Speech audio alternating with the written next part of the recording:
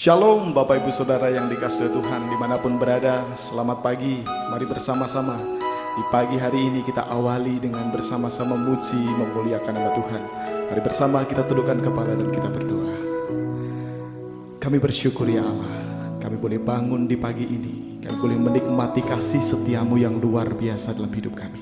Sebentar kami akan naikkan puji-pujian kami, hormat kami, syukur kami hanya kepadamu Bapa. Berkati setiap kami, mampukan layakan setiap kami. Dalam nama Yesus, haleluya, amin. Kami bersyukur punya Allah seperti Engkau. Engkau Allah yang sangat baik dalam hidup kami. Sinar kemuliaan-Mu Bapa memenuhi sekelilingku. Rasakan hadirat-Mu, Kau tenggelamkan jiwaku.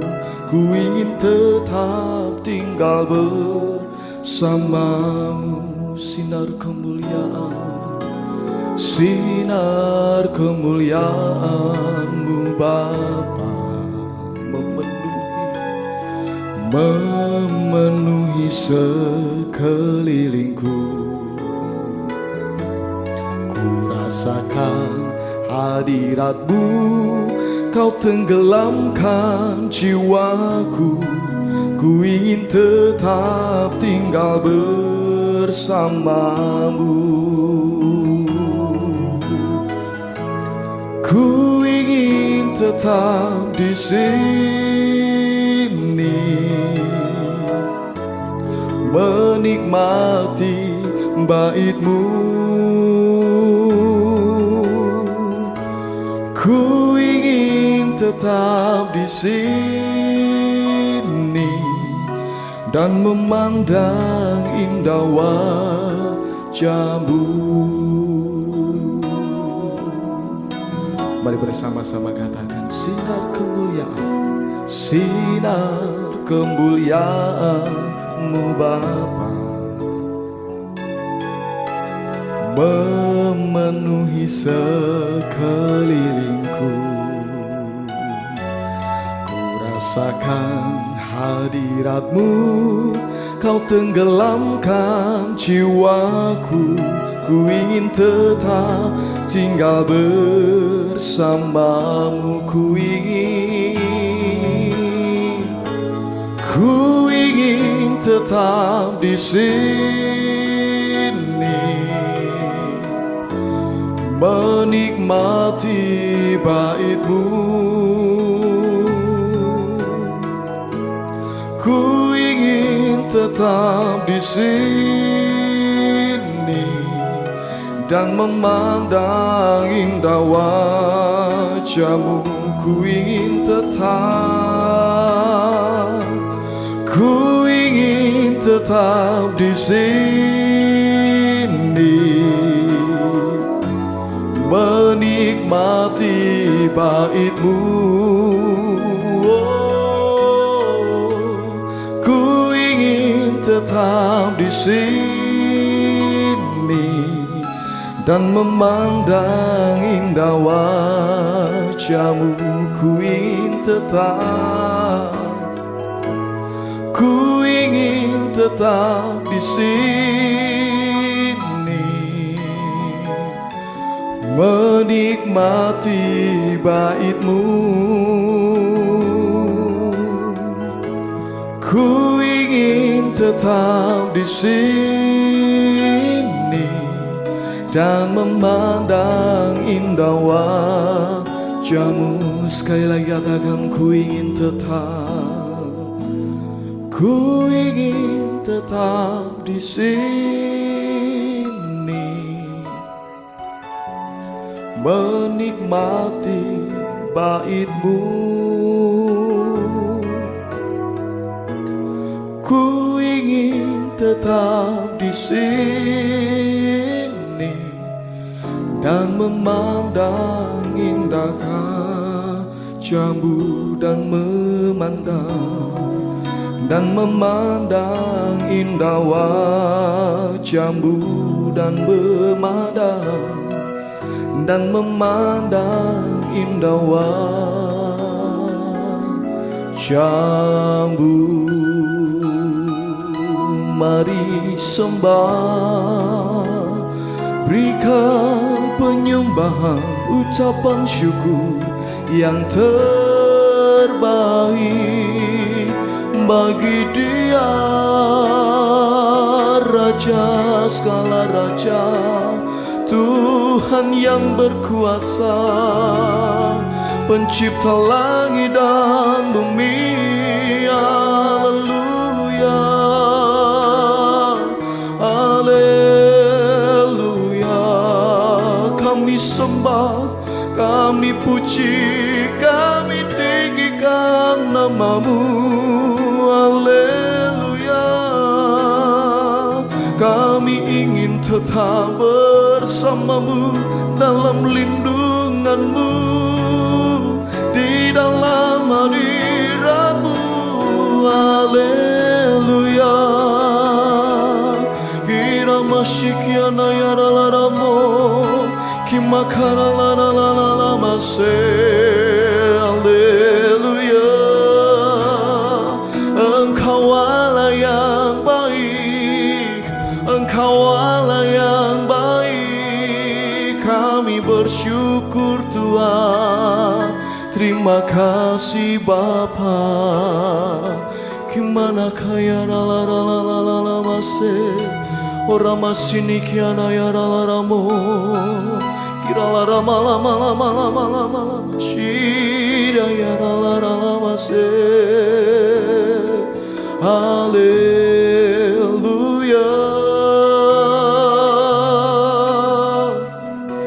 Sungguh kami bersyukur ya Tuhan. Ku ingin tetap di sini menikmati bait-Mu. Ku ingin tetap di sini dan memandang indah wajah-Mu.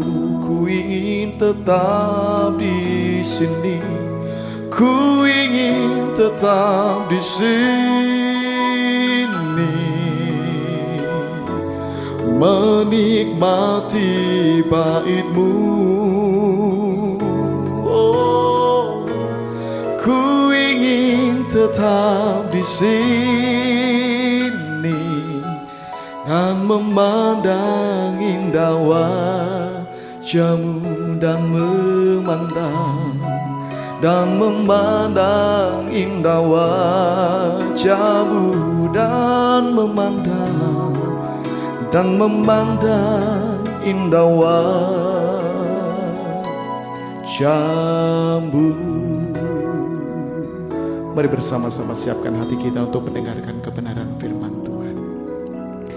Kami bersyukur ya Allah, pagi ini kami boleh bersama-sama memuji, menyembah, memuliakan nama-Mu. Sebentar kami akan belajar kebenaran-Mu ya Allah. Kiranya kebenaran itu boleh menjadikan kekuatan bagi setiap kami, menjadikan penolong bagi setiap kami. Kami bersyukur punya Allah seperti Engkau, Allah yang sangat baik dalam hidup kami. Terima kasih Tuhan, terima kasih. Berkati setiap kami, mampukan setiap kami. Dalam nama Yesus Allah kami yang mulia, kami berdoa dan mengucap syukur. Haleluya. Amin. Shalom, selamat pagi. Selamat bertemu di dalam doa pagi hari ini. Saya percaya Bapak Ibu dan saudara-saudara dimanapun Anda berada dalam keadaan sehat. Hari ini kita akan bersama-sama untuk mengawali perjalanan pekerjaan kita, kehidupan kita dengan firman Tuhan. Bapak Ibu dan saudara-saudara yang dikasihi Tuhan, bagaimana kita menjaga hati kita supaya di dalam kehidupan ini selalu berkenan di hadapan Tuhan. Di dalam firman Tuhan, Mazmur 147 ayat yang ketiga, Ia menyembuhkan orang-orang yang patah hati dan membalut luka-luka mereka. Hari ini kita akan belajar firman Tuhan. Tuhan memulihkan hati yang terluka. Firman tersebut adalah merupakan janji Tuhan untuk kita semua, di mana itu merupakan pernyataan Tuhan bahwa tidak ada yang terlalu buruk, tidak ada yang terlalu rusak untuk dapat Tuhan pulihkan, sehingga Tuhan mampu menyembuhkan, membalut luka, bahkan yang patah hati pun dipulihkan oleh Tuhan. Dan Tuhan menginginkan di mana hubungan kita, hubungan antara suami istri yang sudah rusak, mungkin hubungan antara orang tua dan anak, hubungan dengan saudara yang merasa suram, rusak, atau masa depan yang suram, jati diri yang hilang, itu akan dipulihkan oleh Tuhan. Dan Tuhan menghendaki kepada kita untuk hidup, bagaimana hidup sehat, jasmani dan rohani. Bapak Ibu, Tuhan Yesus di dalam perjalanannya mengajarkan kepada kita, di dalam kehidupan Tuhan Yesus sudah nyata, dimanapun Ia berada, di situ membuat sebuah pemulihan terjadi. Matius 9 ayat 35. Demikianlah Yesus berkeliling ke semua kota dan desa. Ia mengajar dalam rumah-rumah ibadat dan memberitakan Injil kerajaan surga serta melenyapkan segala penyakit dan kelemahan. Tidak sekalipun di dalam Alkitab menceritakan kehadiran Tuhan Yesus meresahkan banyak orang. Tetapi di dalam situasi apapun Tuhan Yesus membuat suasana menjadi tenang. Bahkan hal-hal yang buruk menjadi baik. Dan sekarang apapun yang terjadi di dalam kehidupan Bapak, Ibu dan saudara-saudara, Tuhan mengizinkan semua. Oleh karena itu izinkan Tuhan Yesus untuk hadir di dalam kehidupan Bapak Ibu untuk membalut, memulihkan hati kita yang terluka. Selama kita bersandar kepada Tuhan Yesus, kita tidak membiarkan kata menyerah atau mundur, maka Tuhan itu hadir di dalam kehidupan kita dan kita mempercayai bahwa janji Tuhan adalah kemenangan, keberhasilan, kekuatan. Tuhan memulihkan hati yang terluka. Bagaimana kunci pemulihan itu akan kita dapatkan? Yang pertama, di dalam 1 Petrus 5 ayat yang ke-7. Serahkanlah segala kekhawatiranmu kepadanya, sebab Ia yang memelihara kamu. Kunci mendapatkan pemulihan hati yang pertama adalah menyerahkan segala kekhawatiran kita kepada Tuhan. Ketika kita menyadari, menyerahkan sepenuhnya masalah kita dan mempercayakan hidup kita kepada Tuhan, setiap patah hati dan setiap luka yang kita alami akan pulih. Dia sanggup menjadikan segala sesuatu menjadi baru. Mungkin di dalam kehidupan kita yang lalu pernah merasa menjadi korban, pernah merasa terluka, bahkan sakit, menjadi patah hati. Tetapi kita harus menyerahkan segala kekhawatiran kita kepada Tuhan. Karena kesusahan sehari cukuplah untuk sehari. Di dalam Matius 6 ayat 34. Sebab itu janganlah kamu khawatir akan hari esok, karena hari esok mempunyai kesusahannya sendiri. Kesusahan sehari, cukuplah sehari. Bapak, Ibu dan saudara-saudara yang dikasihi Tuhan, ketika rasa takut dan khawatir itu menyelimuti hati kita, ketika ketakutan, kekhawatiran itu adalah merupakan bentuk iman yang negatif. Khawatir itu suatu keadaan yang membuat kita takut, padahal kenyataannya belum terjadi.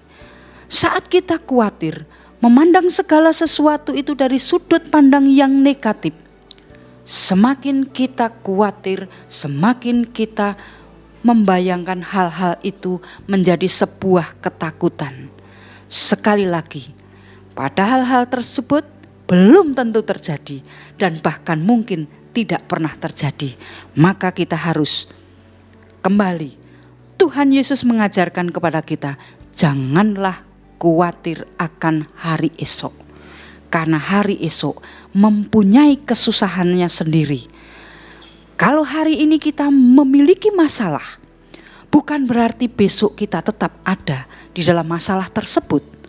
Tetapi hari ini bagaimana kita mengalami sebuah restorasi hati, menyerahkan segala kekhawatiran kita untuk dipulihkan Tuhan, mempercayakan kepada Tuhan. Banyak orang yang mengalami pergumulan terus-menerus sehingga kekhawatiran-kekhawatiran itu ada di dalam kehidupannya.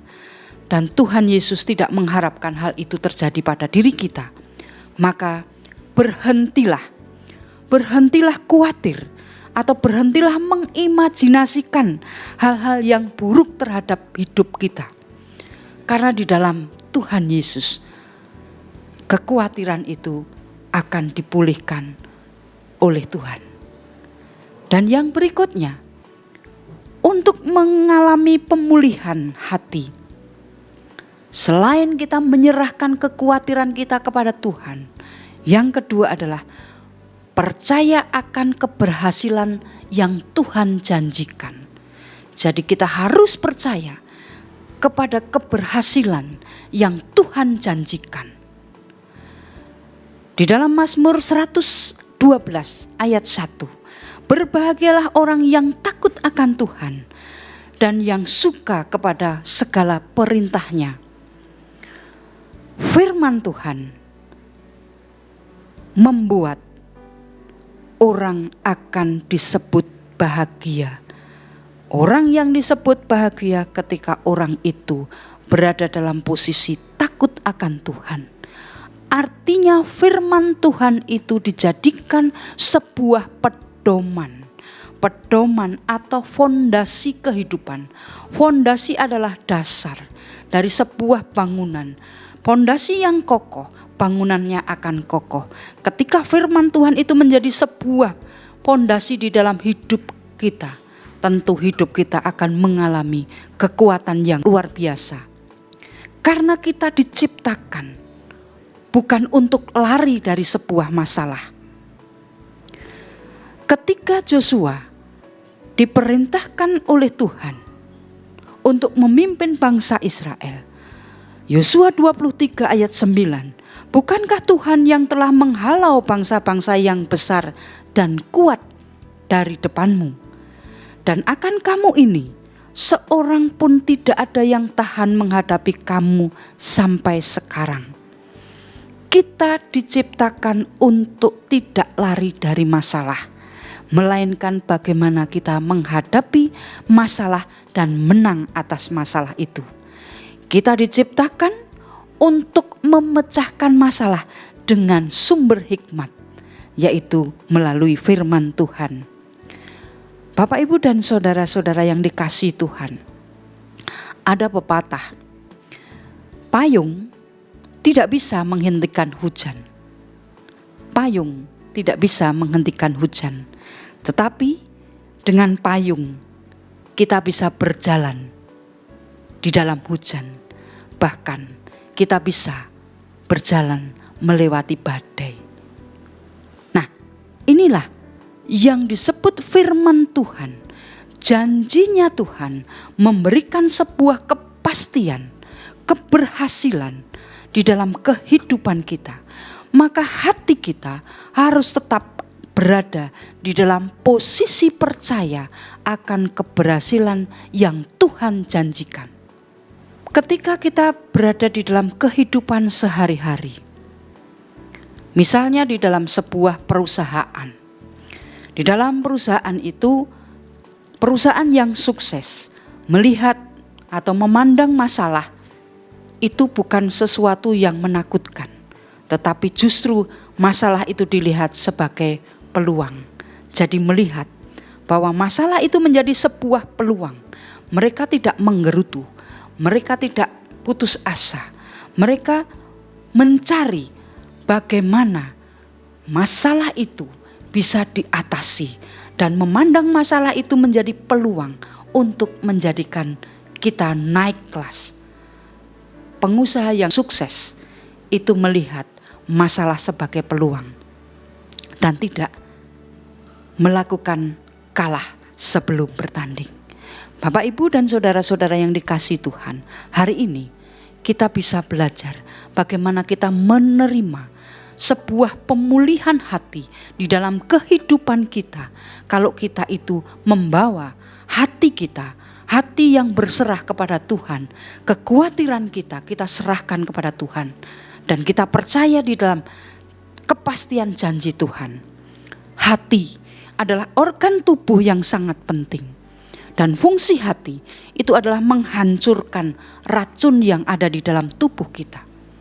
Kecuali itu, fungsi hati merupakan kecuali menghancurkan racun, itu fungsi hati menghasilkan protein.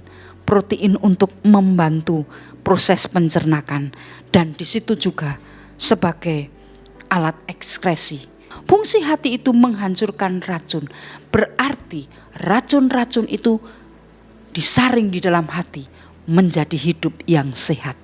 Maka hati kita harus kita saring. Kita saring untuk menjadi hidup kita lebih sehat dengan firman Tuhan. Sehingga fungsi hati kita secara rohani itu dapat dipulihkan. Dan kita merasakan pemulihan itu di dalam kehidupan kita. Secara keimanan kita harus memberi terus suplemen hati, yaitu firman Tuhan. Supaya hidup hati kita, hidup kita itu sesuai dengan kehendak Tuhan.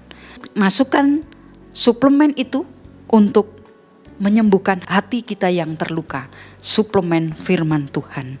Luka hati akan sembuh. Dan Tuhan memberikan semangat kepada kita akan yang Dia janjikan. Karena janji Tuhan itu adalah ya dan amin. Janji itu pasti. Kesusahan sehari cukuplah sehari. Mari kita memandang Tuhan Yesus. Tuhan Yesus yang memberi penolong. Menolong kita. Memampukan kita melewati masalah di dalam kehidupan kita. Hati kita serahkan kepada Tuhan supaya mendapat restorasi di dalam kehidupan kita. Hati yang terluka disembuhkan oleh Tuhan. Terima kasih, mari kita berdoa. Terima kasih Tuhan akan kasih-Mu. Hari ini Engkau hadir menyapa setiap kami dan Tuhan memulihkan hati kami. Hati yang terluka. Tuhan memberi kesempatan untuk menyerahkan segala kekhawatiran hati kami kepadamu. Ajarkan kami untuk tetap percaya dan mengandalkan Engkau. Untuk tidak lari dari sebuah masalah yang kami hadapi. Tetapi Tuhan sendiri yang akan memberikan kekuatan kepada setiap hati kami untuk menjadi pemenang. Kami ingin Engkau Tuhan yang pulihkan hati kami. Kami berdoa untuk setiap hati yang terluka, Tuhan akan pulihkan. Dalam nama Tuhan Yesus, kami berdoa dan mengucap syukur. Haleluya. Amin.